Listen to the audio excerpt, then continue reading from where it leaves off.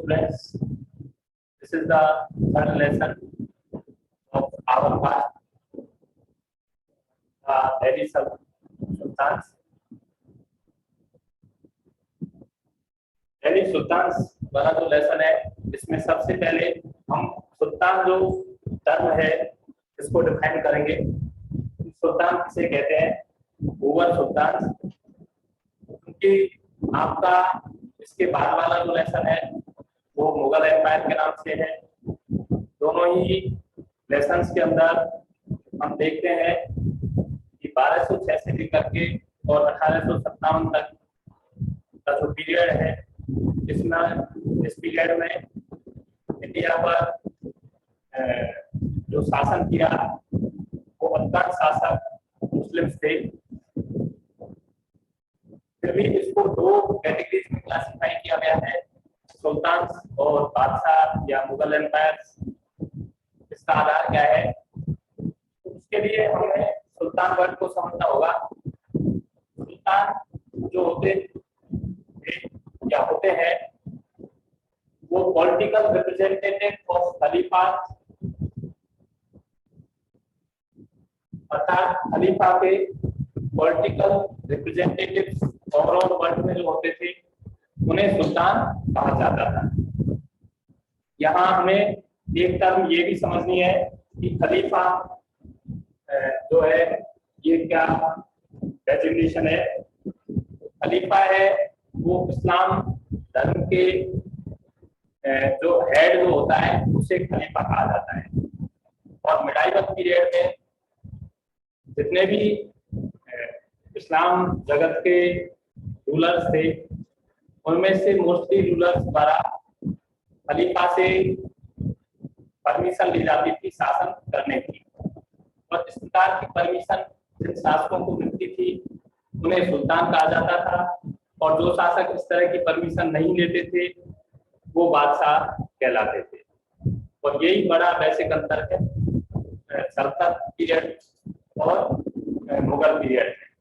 क्योंकि सल्तनत पीरियड के अधिकांश शासकों के द्वारा खलीफा से मान्यता ली गई थी, जबकि मुगल डायनेस्टी के जो रूलर्स थे उनके द्वारा खलीफा से किसी प्रकार की मान्यता नहीं दी गई। अब हम देखते हैं कि दिल्ली पर सल्तनत पीरियड के अंदर कितनी डायनेस्टीज के द्वारा शासन किया गया।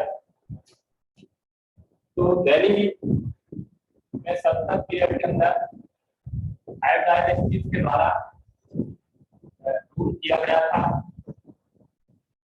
उनमें सबसे पहली जो डायनेस्टी थी वो थी स्लेव डायनेस्टी, अर्थात दास वंश।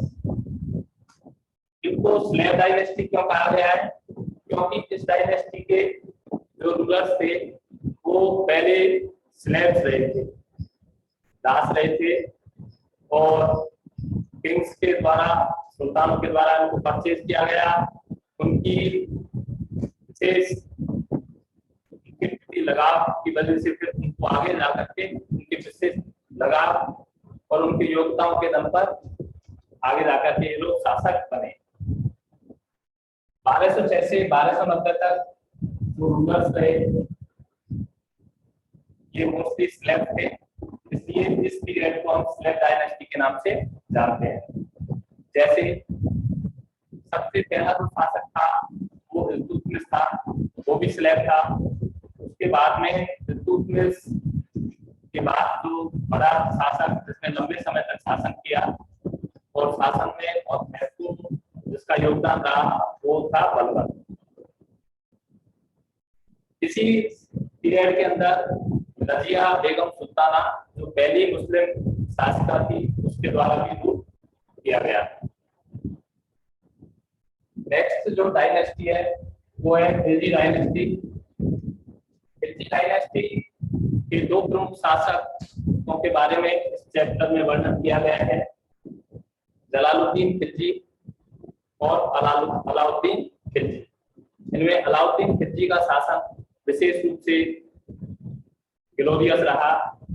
उसके समय पर ना सिर्फ साम्राज्य का विस्तार हुआ, साउथ इंडिया में भी साम्राज्य का विस्तार किया गया। इसके साथ साथ जो फ्रंटियर लाइन्स थी, सीमाएं थी, उन पर की सुरक्षा पर उसके समय विशेष ध्यान दिया गया। साथ में अलाउद्दीन खिलजी का शासन जाना जाता है सैन्य सुधारों के लिए, उसकी मार्केट का जो अरेंजमेंट था, बाजार व्यवस्था थी, उसके लिए। बाजार व्यवस्था में उसने नापतोल की इकाइयां एक जैसी स्थापित की। साथ में बाजारों को मॉनिटर करने के लिए अधिकारी नियुक्त किए।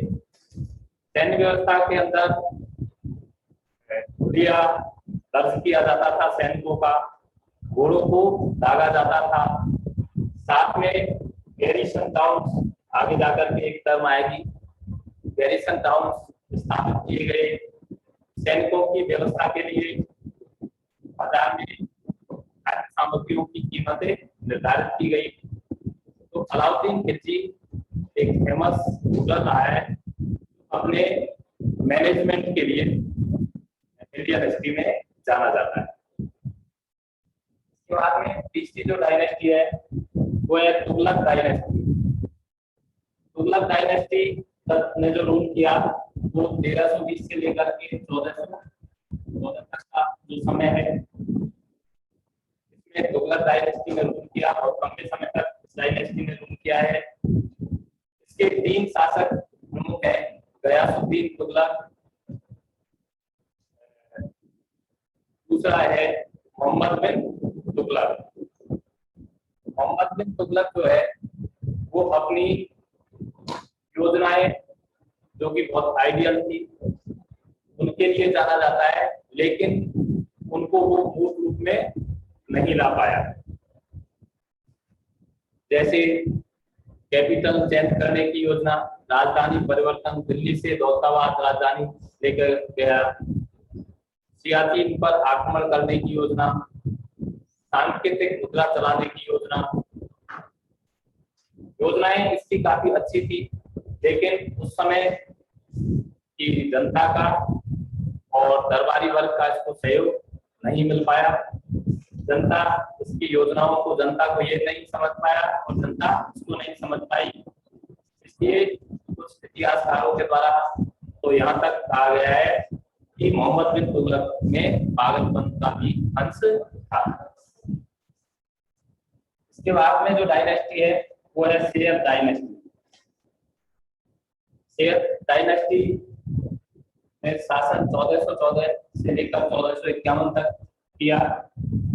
इस डायनेस्टी में रूलर्स के द्वारा अपने दरबारियों के साथ समानता के आधार पर व्यवहार किया जाता था, जबकि स्लेव डायनेस्टी के बलबन के द्वारा ईरानी पद्धतियों को अपने शासन में अप्लाई किया गया था, दरबार में अप्लाई किया गया था।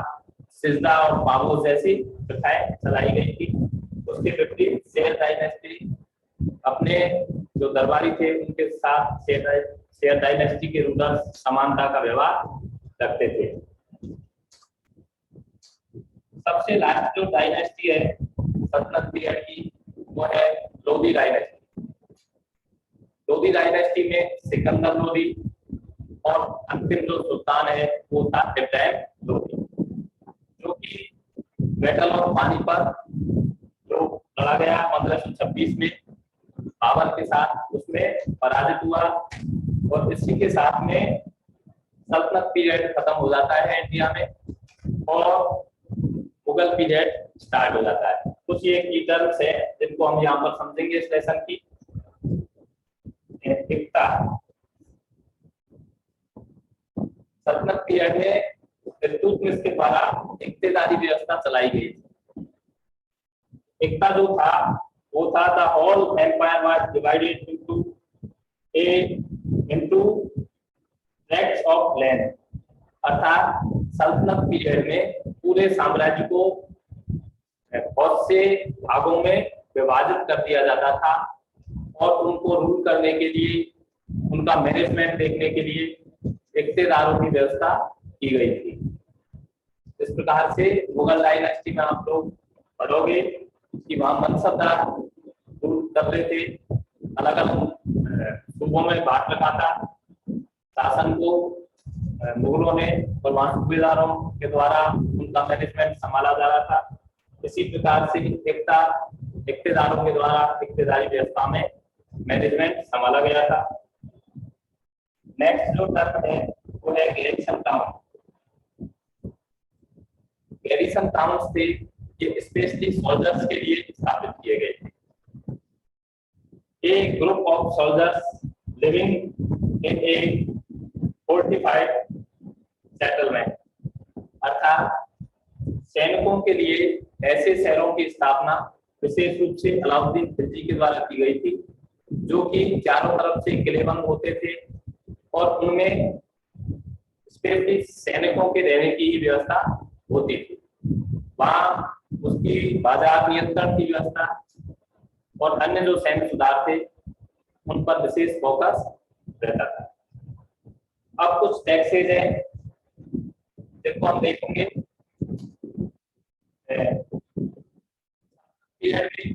मोस्टली आप लोग 3 टैक्सों के बारे में पढ़ोगे, खराज, जजिया और जकात।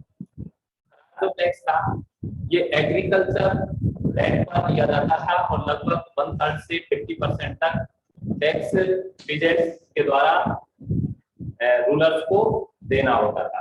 वो टैक्स खराज कहलाता था। दूसरा जजिया। जजिया जो टैक्स है ये रिलीजियस टैक्स था और नॉन मुस्लिम्स पर इम्प्लीमेंट होता था, अर्थात नॉन मुस्लिम्स जो थे उनको जजिया टैक्स देना होता था। हालांकि इसमें ब्राह्मण और गरीब जो लोग थे उनको कुछ रियायतें थी। तीसरा टैक्स है वो है जकात। ये मुस्लिम्स के ऊपर लगता था। इस प्रकार से ये कुछ की टर्म्स आपकी यहाँ कंप्लीट होती है।